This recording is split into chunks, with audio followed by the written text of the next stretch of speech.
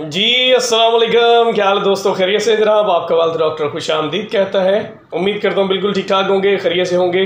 अल्लाह ताला हम सब के हाल पर रहम फरमाए। जी दोस्तों, आज हम सर्जरी करेंगे पॉलिसी डॉक्यूमेंट्स की, और कंपनी का नाम है Dawood family takaful. Dawood family takaful की पॉलिसी को खोल कर देखेंगे फाइल में कहाँ पर क्या लिखा होता है और उसका मतलब क्या है। तो जो दोस्त पहली बार में ज्वाइन कर रहे हैं जल्दी से सब्सक्राइब कर लीजिए, बेल आइकन दबा दें ताकि हमारे तमाम मुफीद वीडियोस सबसे पहले आप तक पहुंचती रहें। पॉलिसी डॉक्यूमेंट्स हम खोल रहे हैं जी। Participants membership documents DFT Dawood family Takaful, और ये नीचे लिखा हुआ जी registered and supervised by Securities and Exchange Commission of Pakistan. ठीक है जी, जिससे तमाम इदारे जो हैं वो इंश्योर्ड होते हैं। ये हमारे एक दोस्त हैं, उनसे मैंने फरमाइश पर ये कागजात मंगवाए हैं, और ये इसमें भी कंप्लेंट्स का पेपर मौजूद है। ये देखें, ये तमाम पॉलिसी डॉक्यूमेंट्स में, तमाम कंपनियों के पॉलिसी डॉक्यूमेंट्स में होता है। तो ये सर्टिफिकेट इसमें भी मौजूद है कि इसमें अगर आपको कोई भी मसला मसाइल हो तो आप इस पर रब्ता कर सकते हैं।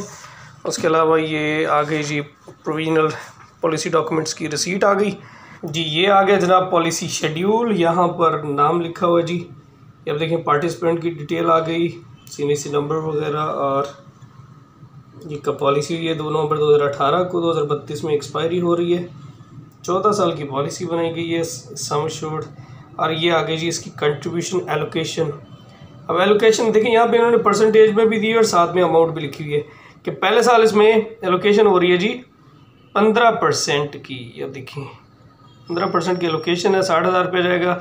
इन्वेस्टमेंट में दूसरा 80% है, 90 है, देन 100 है, उसके बाद 100 एंड 100। 11वें साल से जाके 105%, यानी कंटिन्यूटी जो बोनस है वो इसमें आ रहा है। ठीक है जी।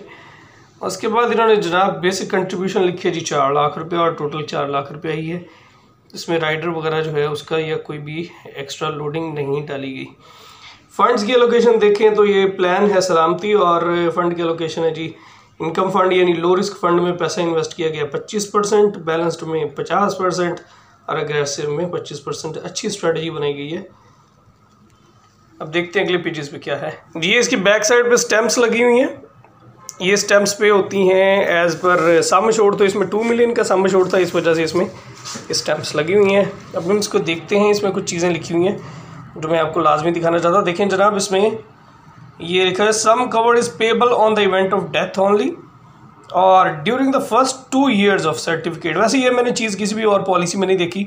Takaful operator will invest allocated contribution in the participant investment fund for the benefit of the participant. The ownership of these units will rest with the Takaful operator and will transfer to the participant on the payment of 3rd certificate year. यानी आप पहली 2 किस्तों के बाद policy को surrender नहीं कर सकते, और तीसरे साल में जाके यानी तीसरी किस्त के बाद ये पॉलिसी सरेंडर होगी, और फिर ही इसमें कैश वैल्यू शो होगी, उससे पहले शो नहीं होगी। अभी कैसे होगी आगे हम इलस्ट्रेशन में देखेंगे। और 11वें साल के बाद 5% एक्स्ट्रा एलोकेशन है, ये लिखा हुआ है जी। अब आ जाते हैं जी इलस्ट्रेशन ऑफ बेनिफिट्स, और ये देखिए यहाँ पर वही सारी चीज़ें लिखी हुई हैं। और यहाँ पर देखिए पहले और दूसरे साल के सामने जो सरेंडर वैल्यू है या कैश वैल्यू है वो क्या आ रही है जी, 0 आ रही है। तो इसका मतलब ये हुआ कि इन्होंने पहले दूसरे साल में इसको सरेंडर नहीं कर सकते, तीसरी किस्त के बाद आप सरेंडर करेंगे, और आगे फिर उसके हिसाब से इन्होंने देखिए 6%, 8% और 10% पर दी गई है इसकी जो भी प्रोजेक्शन है। अब इसमें मज़ीद पढ़ने वाली बात जो है वो यहाँ पे आप देखेंगे जी डेथ बेनिफिट जो है, ये आप देखें यहाँ से, अब इसको पढ़ेंगे यहाँ से। Death benefit is equal to sum covered और सरप्लस अगर कोई है, और जो इसमें अवेलेबल बैलेंस है, यानी इसमें डेथ की सूरत में जो सम एश्योर्ड है वो भी मिलेगा और कैश वैल्यू भी मिलेगी, सादा सादा लफ्ज़ों में।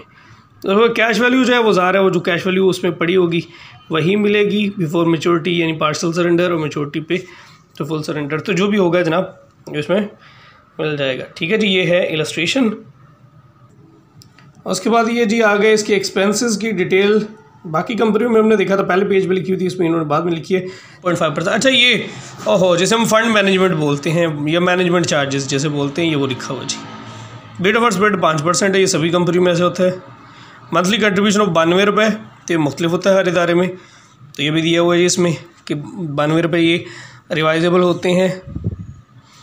और ये लिखा हुआ जी all the above mentioned all the above mentioned charges are reviewable by the तकाफुल ऑपरेटर। ठीक हो गया जी, ये रिव्यू किए जा सकते हैं।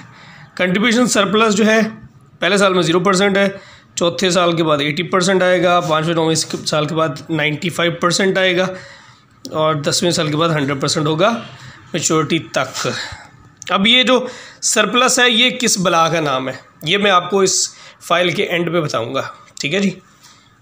और अब जो पैसा जो जहाँ पे इन्वेस्ट किया गया है, एडमिनिस्ट्रेशन फ़ीस आ गई जी 300, ये इसमें लिखी हुई है इन्होंने, ये देखें, ये आ गई जी हिस्ट्री इसकी कि कहाँ कहाँ पे पैसा लगाया गया। और ये देखिए 3 फंड्स हैं इसके, इनकम फंड है, बैलेंस फंड है और अग्रेसिव है यानी स्टॉक मार्केट वाला, तो इसके रिटर्न के हिसाब से दिया हुआ है। एवरेज अगर देखें इसकी इनकम फंड की 7.85 है, 7.91 है और 9.11 है। तो बने कब हैं जी फंड, ये बने हैं जो इनकम फंड है ये 2008 में लॉन्च हुआ, बैलेंस भी 2008 में, और 2011 में अग्रेसिव फंड लॉन्च हुआ। में जो एक चीज़ सवाल रह गया था कि ये सरप्लस क्या है, तो ये जो सरप्लस इसमें बोला जाता है वो ये है कि तो जो पैसा कंपनी ने अंदाज़ा लगाया होता है कि ये पैसा हमारा क्लेम में जाएगा, उसमें से जो रकम उस दौरान बच जाती है उसको सरप्लस बोलते हैं।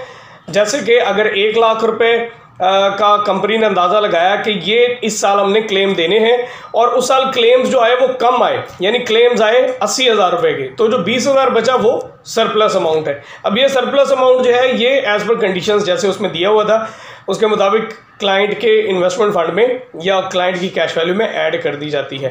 तो ये इसमें एक मतलब इजाफी है, लेकिन से अगर पैसा ज़्यादा लग जाता है तो फिर क्या होगा, फिर वो वक्त फंड से बोरो करता है और अगले सालों में उसको एडजस्ट करवाया जाता है, यानी वो बोरो किया जाती है अमाउंट, अगले सालों में अगर सरप्लस कहीं पे होता है तो उसको एडजस्ट पहले किया जाता है, बाकी जो बचता है उसको जमा करवाया जाता है। तो ये तकाफुल सिस्टम में थोड़ी डिफरेंस है इसमें। तो जनाब उम्मीद करता हूँ आपको अच्छा लगा होगा और आज की वीडियो लाइक कीजिए, शेयर कीजिए, दोस्तों को भी बताइए। मजीद मालूमात के लिए इस नंबर पर व्हाट्सएप के ज़रिए ऑफिशियल आवर्स में रब्ता कर सकते हैं। अपना बहुत सारा ख्याल रखिएगा। अल्लाह हाफिज़।